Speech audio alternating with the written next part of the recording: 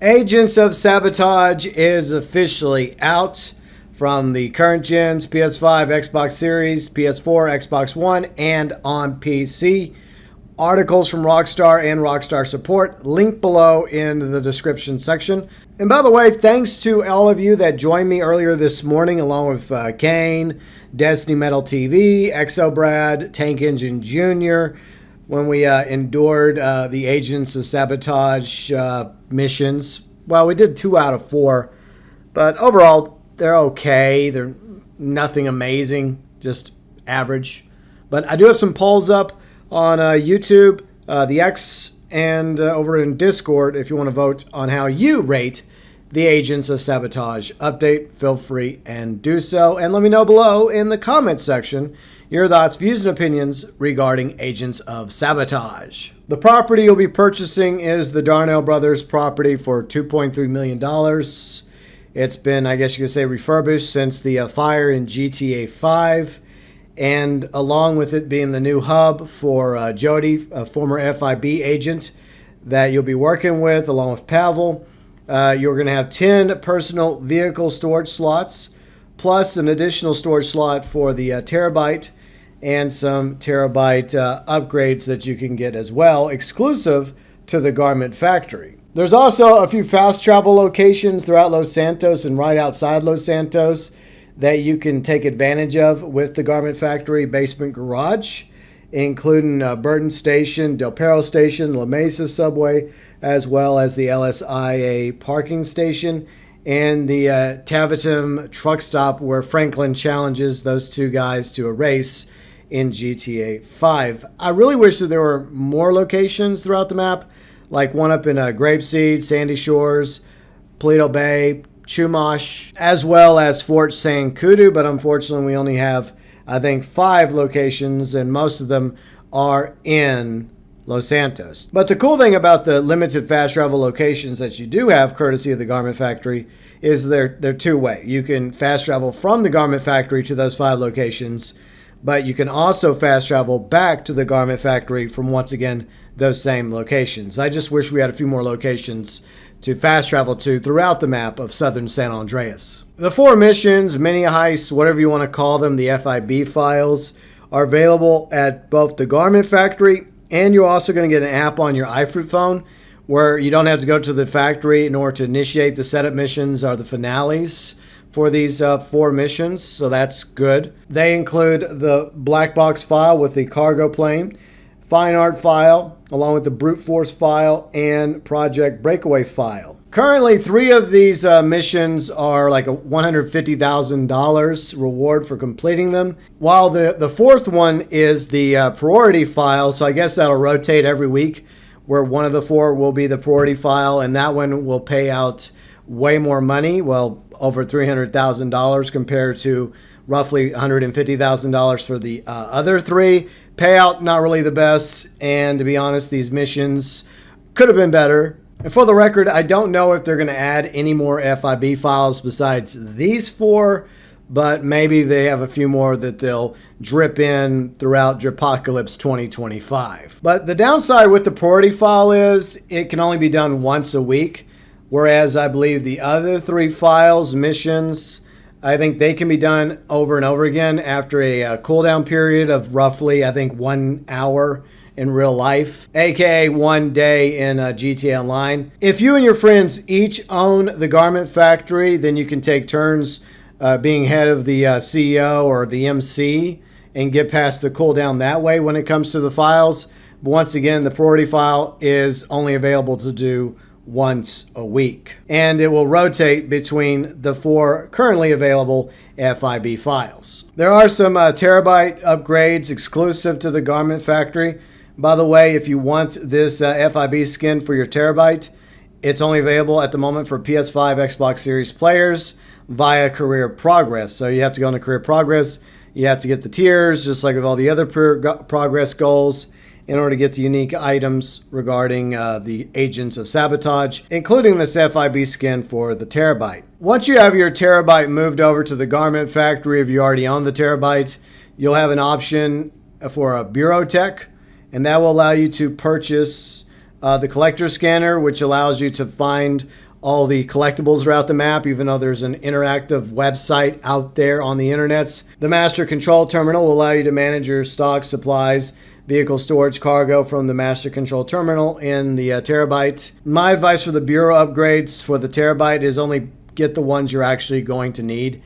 If you don't need the collectible scanner, don't waste your money. If you don't do the businesses, don't waste your money. And if you don't really go into public lobbies, you're probably not going to need the lock-on jammer or silent running for your Terabyte. As usual with these upgrades, there are some new vehicles that are out on day one, a few that are going to be dripped out over the next few weeks or months going into 2025, including the Banshee GTS. Now on current gen, it'll cost you, I think, $1.9 million for the Banshee GTS. And you can also get an HSW upgrade, which makes acceleration ridiculously fast on the Banshee GTS. But it's going to cost you an additional $1.8 million on top of the $1.9 million for that HSW upgrade. But it's most likely going to make the HSW variant of the Banshee GTS the fastest sports car in the game. If you have GTA Plus, you get the Banshee GTS for free, along with the GTA Plus rifle, aka the Strickler rifle, from now through January 8th. But everyone else, we have to actually pay for it. Meanwhile, at Southern San Andreas Super Autos, the Chavas V6, this car right here, that's available.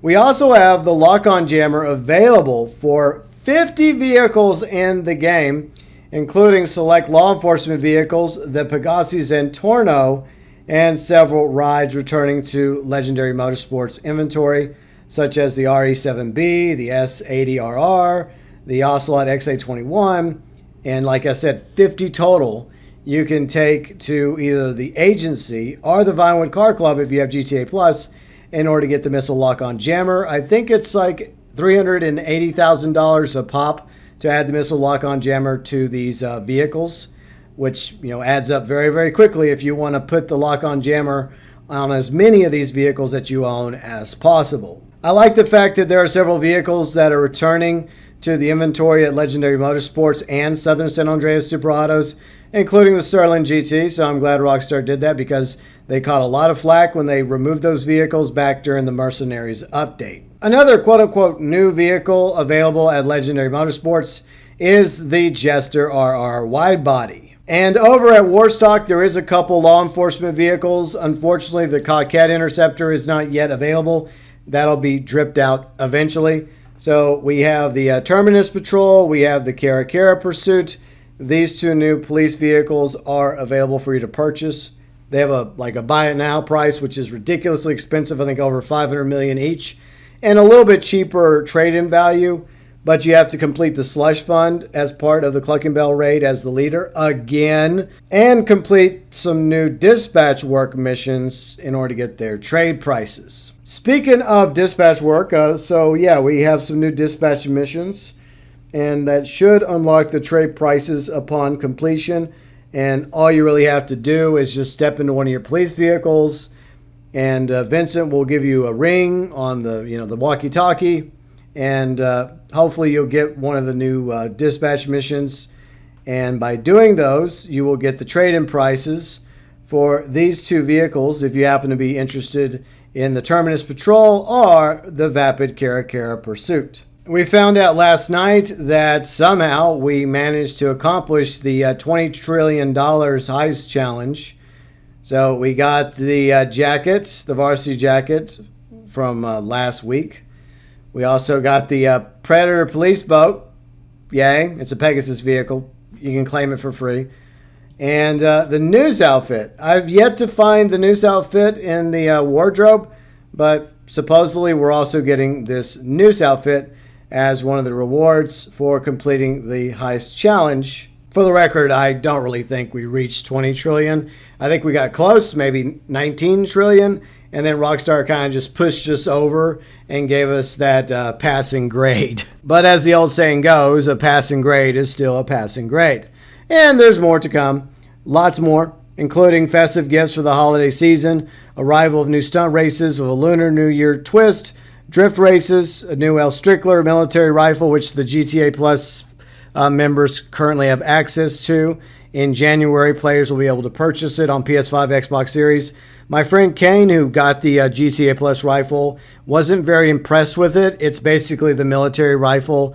It's just cosmetically, it looks okay, but along with the blue tracer rounds, it's not much better. And by the way, the military rifle happens to be one of the worst rifles that we currently have. There's some quality of life improvements as well. Boosting payouts for drift drag races, automatically granting body armor when launching and relaunching missions. Players driving law enforcement vehicles can now toggle through siren options. And if you want to check out more of the patch notes, I'm going to have this link below in the description section. All these vehicles have been re-added to Legendary Motorsport Southern San Andreas, and they all have the lock-on jammer that you can go purchase from the agency workshop. And there's a few others as well that you can do the same with, including the Zantorno.